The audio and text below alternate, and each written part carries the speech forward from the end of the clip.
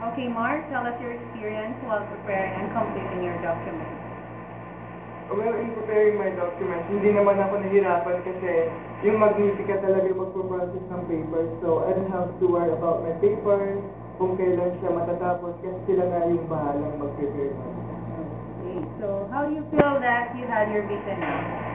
Well, I'm so happy and blessed because of Magnifica, mayroon na akong visa. So, ayun, malapit na ako umalis. Yeah, so, yun. Well, the expiration of my visa is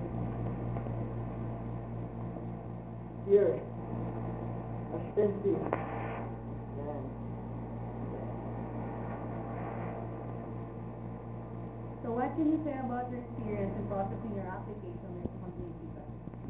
Well, you don't have to worry about your papers because Magnifica will take care about it. And you have to sit and relax.